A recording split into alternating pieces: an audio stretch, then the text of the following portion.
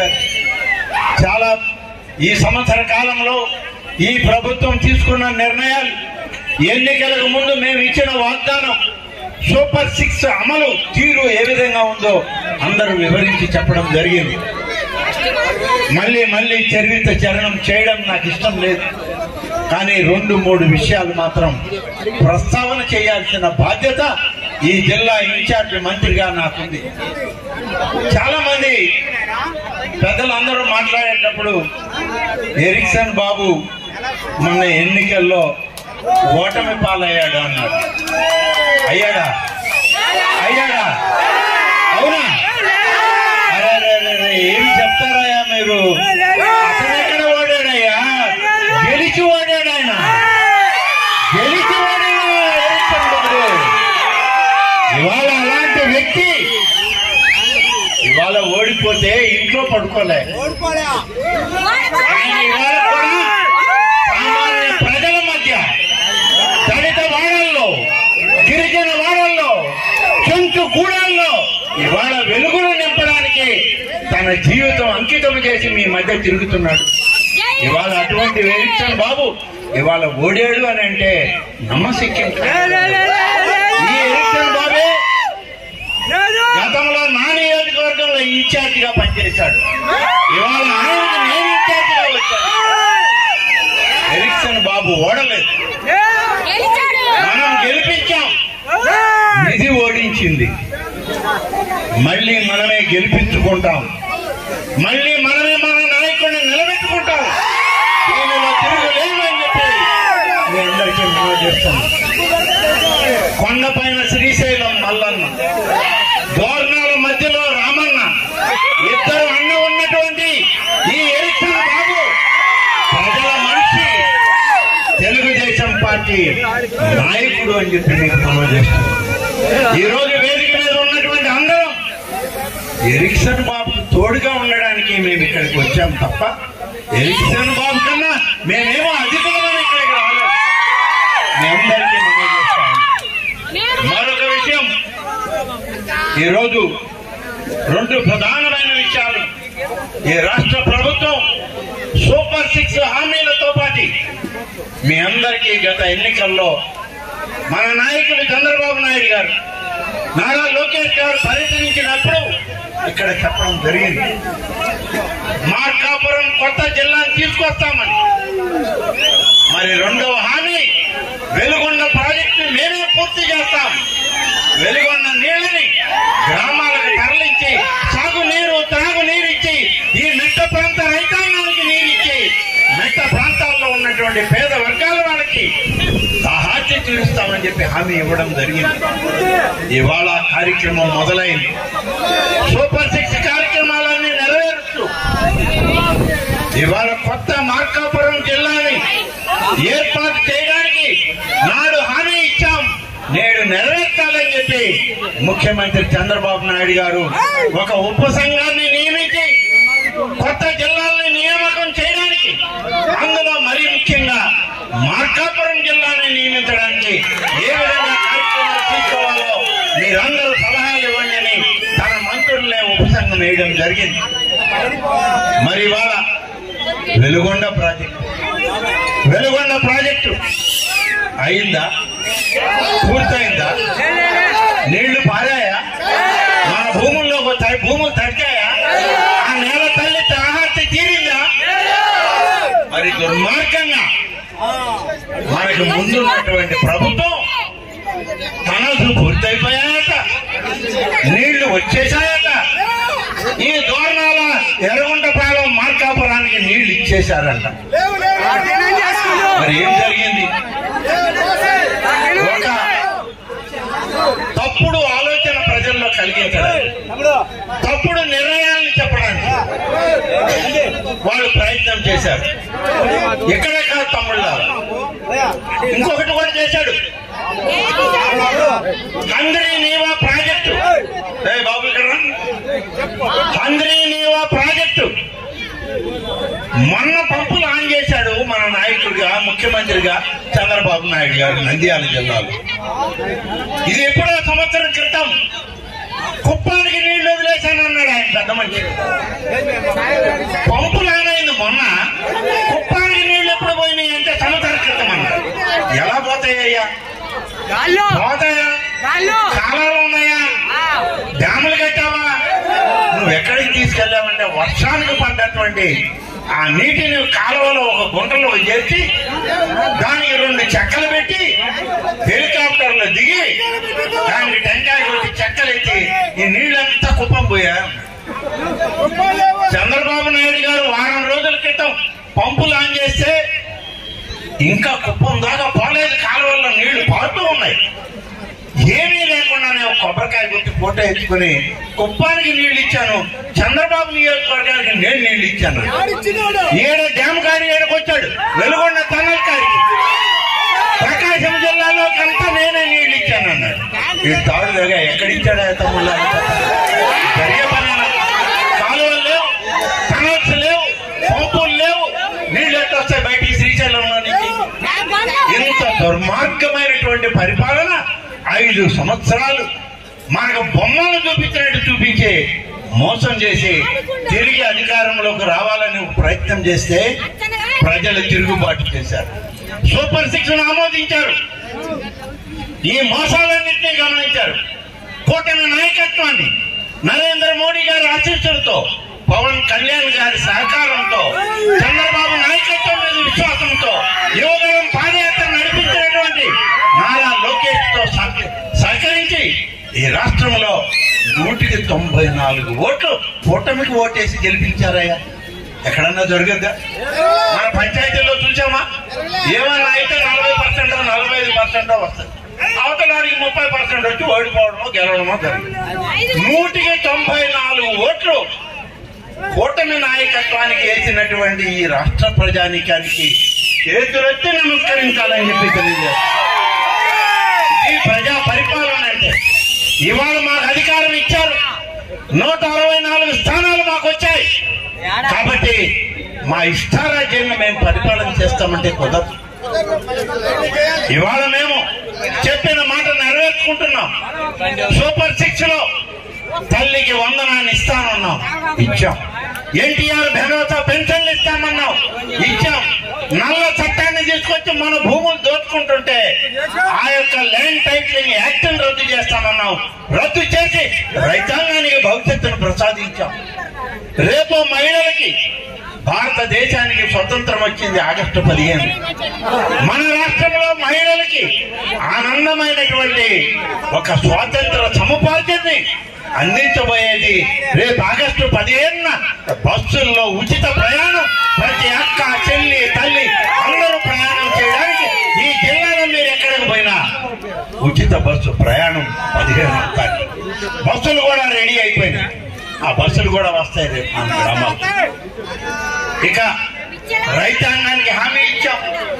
ఆ రైతులకు ఇచ్చిన హామీని కూడా 3 విడతల్లో కేంద్ర ప్రభుత్వం 6,000 ఇస్తే మన చంద్రబాబు ప్రభుత్వం, మన భవనాన్న ప్రభుత్వం 14,000 రూపాయలు ఇచ్చి 20,000 రూపాయలు పంపిణీ చేయబోతూ ఉంది 3 విడతల్లో ప్రతి రైతుకి అని చెప్పి మీకు మనం చేస్తుంది. ఇది ప్రజాస్వామ్య పరిపాలన, ఇది రాజ్యాంగబద్ధ పరిపాలన అంటే.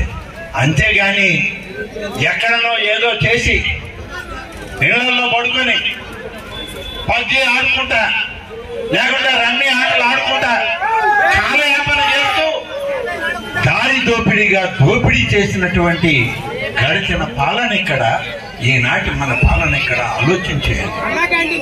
అయితే ఇవాళ మన ఎరిక్సన్ బాబు ఈయన గెలిచాడా అని ఓడాడా పక్కన పెట్టండి. మీ సేవకుడు ఈరోజు, మీ సేవకుడు, ఆయనతో మేమందరం మీ సేవకులమే. మీ సేవకులుగా ఉండడానికి ఇవాళ ఎరిక్సన్ తోటి మేమందరం కలిసి వచ్చాం. కాబట్టి ఎవరు గెలిచారు ఎవరు ఓడారు కాదు. ఆయన ఓడాడు, ఆయన ఇంట్లో పడుకున్నాడు, సరే అనుకున్నా ఒక సెకండ్. అయ్యా ఇప్పుడు నా దగ్గర లెక్క ఉంది, 10 డిపార్ట్మెంట్లలో, ఇప్పుడే మన స్వామి గారు చెప్పారు, 10 డిపార్ట్మెంట్లలో 177 కోట్ల రూపాయల పనులు ఈ యొక్క ఎర్రగొండపాలెం నియోజకవర్గంలో చేశారని అంటే ఎరిక్సన్ బాబు ఓడాడా గెలిచాడా? మీరు చెప్పండి.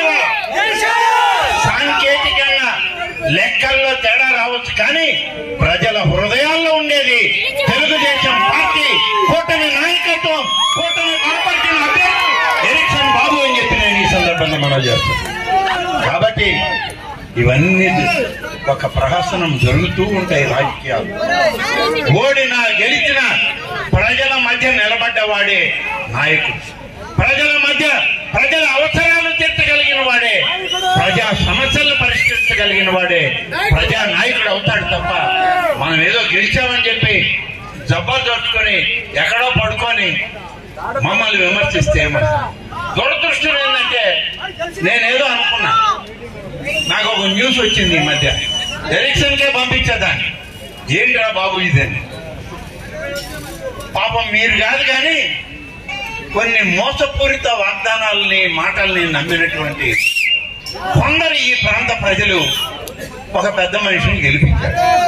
ఆయన్ని తప్పు పట్టాను నేను, తప్పు మంది కదా, ఓట్లు వేసాం కాబట్టి ఆయన గెలిచినాడు. ఆయన అంటాడు కేంద్ర ప్రభుత్వం నుంచి డబ్బు వస్తే ఆ డబ్బుని మేము వడ్డీలకు మార్చుకుంటున్నామంట. ఈ తాడుగా ఎక్కడ డబ్బు వచ్చింది, ఎవరొచ్చింది మాకు డబ్బు? 10.5 లక్షల కోట్లు కేంద్రం ఇచ్చిన డబ్బులు మొత్తానికి మొత్తం దోచుకొని వెళ్ళిపోయారు మీరు విదేశాలకి. మీ నాయకుడు మీరు ఓడల్లో తీసుకుపోయారు, విమానాల్లో తీసుకుపోయారు, పులివెందుల్లో పెట్టుకున్నారు. నిన్న మొన్న పేపర్లలో ఉండి ఈయన దోచుకున్న డబ్బు దాదాపు 6 బంకాలకు సరిపడా ఉన్నాయంట. గన్నులు ఏర్పాటు చేస్తున్నారు. ఆ గన్నుల్లో డబ్బు పెట్టుకొని మీరు మేము వడ్డీకి మాత్రన్నామంటే మాకెవరు ఆయన డబ్బు ఇచ్చేది? మా పక్కాయి ఇచ్చిన రూపాయి పడదు మా దగ్గర, మా వడ్డీ ఇచ్చేవాడు ఎవడు? కాబట్టి నోరు బారేసుకోవద్దు. మీరు నోరు బారేసుకుంటే మీ నోటి 10 ఇంతలు మేము కూడా మా పారేసుకోగలం. సభ్యత సంస్కారంతో రాజకీయాల్లోకి వచ్చాం. స్వర్గీయ ఎన్టీ రామారావు గారి యొక్క ఆశయాలు సాధించడానికి మేము రాజకీయాల్లోకి వచ్చి ఎన్టీ రామారావు గారితో మొట్టమొదటి 1983 ఎమ్మెల్యే మంత్రి ఉమ్మడి రాష్ట్రంలో పనిచేసినటువంటి. కాబట్టి మీలాగా అడ్డగోలుగా మేము మాట్లాడం. ఒక సిద్ధాంతం ఉంది, ఒక విధానం ఉంది. స్వర్గీయ ఎన్టీ రామారావు గారి యొక్క ఆశయాలు సాధించి పేద వర్గాల ప్రజల్ని, మధ్యతరగతి రైతాంగాన్ని, రేపటి యువతకి మంచి భవిష్యత్తుని ఇవ్వడానికి మేము పనిచేస్తాం. అదే ఇవాళ చంద్రబాబు గారి నాయకత్వం, లోకేష్ గారి యొక్క సహచర్యం, పవన్ కళ్యాణ్ గారి యొక్క తోడు నీడ, పెద్దలు మోడీ గారి ఆశీస్సు, ఇందరి కలయికలో వడ్డీకి మార్చుకోవడానికి ఎక్కడ కుదరదు. నోరు బారేసుకోబాకండి. నోరు బారేసుకుంటే సామెత ఉంది పాత రోజుల్లో, నోరు బారేసుకుంటే ఊరు మారేసుకోవచ్చు. అతనికి నియోజకవర్గం కూడా మిగలుతున్నాయి. కాబట్టి ఊరికి అనవసరంగా ఎట్లంటే అట్లా మాట్లాడదు. ఇప్పుడే బాలాజీ గారితో మాట్లాడారు. ఆయన ఒక కార్పొరేషన్ చైర్మన్, నేను ఒక శాఖకు మంత్రి. మా ఇద్దరికి సంబంధించిన దోర్నాల శ్రీశైలం ఇక్కడే ఉంది. ఇక్కడికే వచ్చాం. మేమేం చేశామో చాలా ఉన్నాయి చెప్పడానికి, సమయం లేదు మిత్రమా. చెప్పడానికి మేము చెప్పడానికి చేసే ప్రయత్నం ఏంటంటే, టూరిజం శాఖకి దోర్నాలలో ఒక విశ్రాంతి రూములు, గదులు, స్థలాలు ఉన్నాయి. దాన్ని మళ్ళీ పునర్నిర్మాణం చేయమని చెప్పి వారిని కోరాను, చేస్తామని చెప్పి హామీ ఇచ్చాడు. అంతేకాదు నేను కూడా అనేక దఫాలు ఇక్కడి నుంచి శ్రీశైలం వెళ్ళాను. శ్రీశైలం నుంచి వచ్చాను. వచ్చేటప్పుడు చూశాను, టోల్ గేట్ వేసేస్తే ఇక్కడ బస్సుల్లో, కార్లలో, బండ్లల్లో జనం నిలబడిపోతున్నారు. పాపం ఆడబిడ్డలు రోడ్ల మీద పడుకుంటున్నారు. పసిబిడ్డలు ఎక్కడికి పోవాలో తెలియక ఎండ వానకి ఆ కార్లలో నిలిచిపోతారు. అందుకని దేవాదాయ శాఖ తరఫున, శ్రీశైలం దేవస్థానం తరఫున మరొక ఇక్కడ ఒక విశ్రాంతి మందిరాన్ని నిర్మిస్తాం. పర్యాటక రంగంతో కలిపి శ్రీశైలం దేవస్థానం పాలకవర్గం కూడా మీతో కలిసి పనిచేస్తుంది. ఈ దోర్నాలలో, ఎర్రగుంటపాలెంలో దేవాదాయ శాఖ పని చేస్తుంది అని చెప్పి మీకు మనవి చేస్తాం. కాబట్టి ఇన్ని విధాలుగా పనిచేసి ఇవాళ మీ దగ్గరకు వచ్చాం. దేనికి వచ్చాం? సుపరిపాలనలో తొలి అడుగు. మొదటి సంవత్సరం పూర్తి చేశాం. మీరు మమ్మల్ని సరైన చూపు చూడకపోయినా మిమ్మల్ని సరిగా చూస్తున్నామని చెప్పడానికే మేము చేసినటువంటి ఈ ప్రయత్నం. ఈ ఒక్క మాట మీకు చెప్పి ముగిస్తాను. ఎర్రగొండపాలెం తల్లికి ఎంతమందికి వచ్చిందయ్యా వందనం అంటే 8,352 మంది తల్లులకి ఇవాళ డబ్బులు ఇవ్వడం జరిగింది. దీపం 3 సిలిండర్ల గ్యాస్ ఎంతమందికి ఇచ్చాము ఈ యొక్క ఎర్రగొండపాలెంలో అంటే 5,855 కుటుంబాలు. అన్నదాత సుఖీభవ రైతాంగానికి రేపు ఇవ్వబోతున్నాం 3 విడతల్లో 20,000 రూపాయలు. ఎంతమంది అంటే 8,536 మంది రైతులకు. అలాగే ఎన్టీఆర్ భరోసా పెన్షన్ ఎంతమందికి ఇస్తున్నాము ఇప్పుడు అంటే 8,183 మందికి. మరి ఎక్కడా మేము నిర్లక్ష్యం చేయలేం. మా ఎలక్షన్ మేము నిర్లక్ష్యం చేసినా మేము మిమ్మల్ని నిర్లక్ష్యం చేయలేదు, ఈ నియోజకవర్గాన్ని నిర్లక్ష్యం చేయలేదని మాత్రం నేను ఈ సందర్భంగా మనవి చేస్తాను.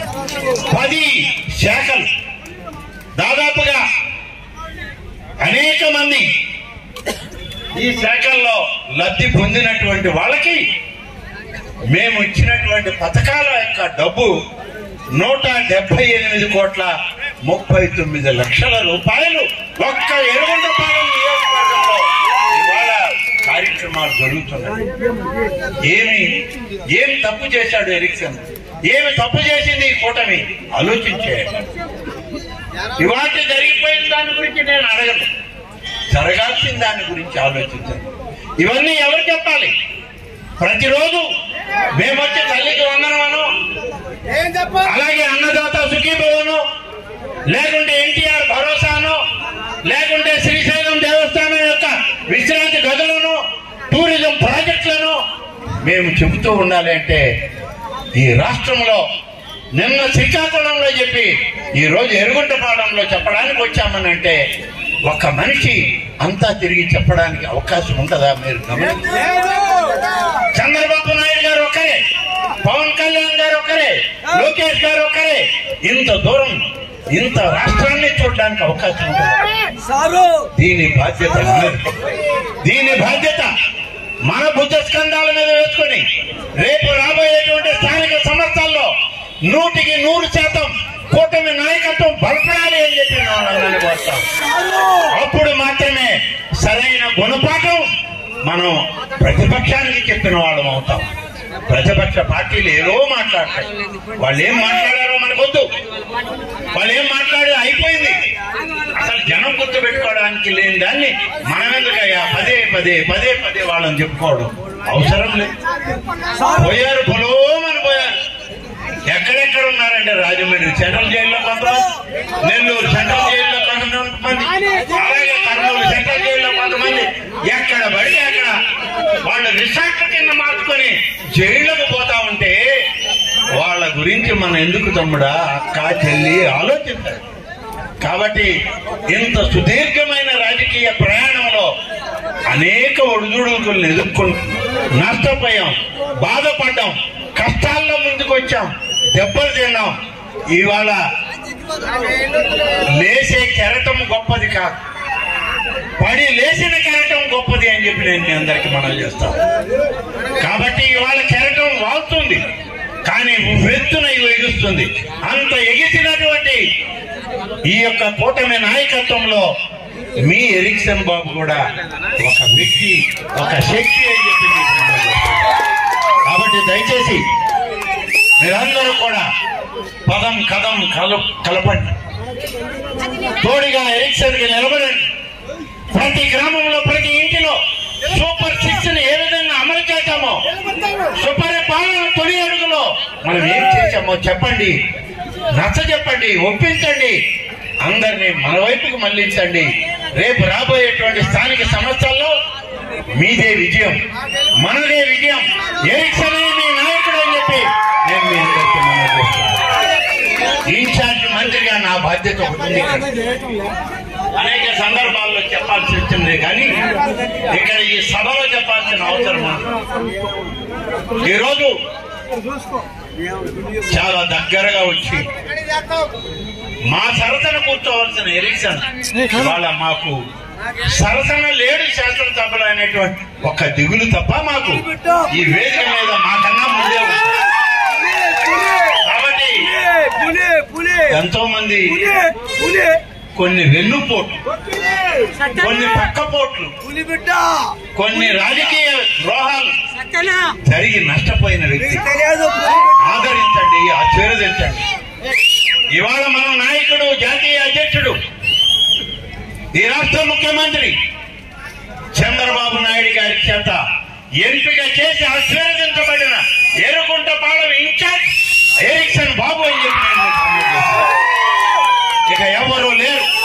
అనేక మంది ముసుగులు వేసుకుని తిరుగుతుంటారు. ముసుగులు తీయండి, మీ ముసుగులు తీసి మీ అసలు స్వరూపాన్ని చూపించి తెలుగుదేశం జెండా పట్టుకుని ఎరిక్సన్ బాబు వెనక నడవండి.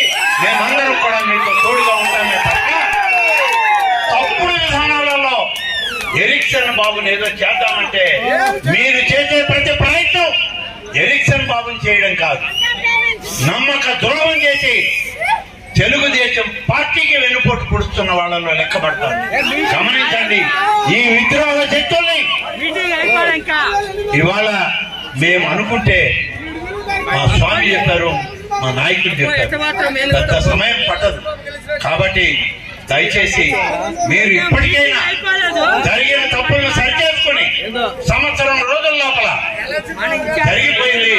ఇప్పటికైనా మీరు రాకపోతే నడి రోడ్డులో తెలుగుదేశానికి మద్దతుగా రండి, మాట్లాడదాం.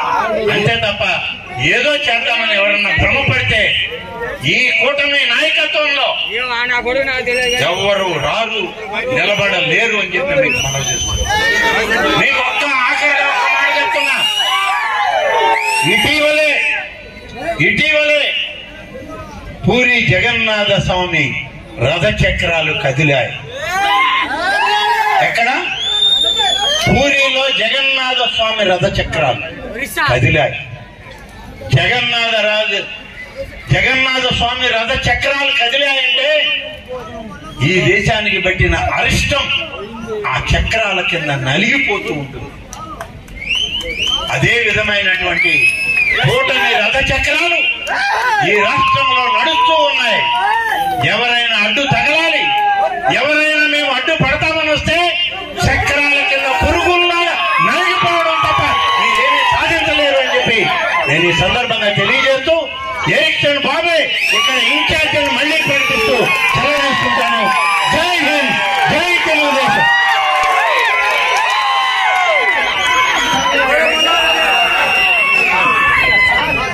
విచ్చేసినటువంటి అతిథి వర్యులకు ఒక చిరు సత్కారాన్ని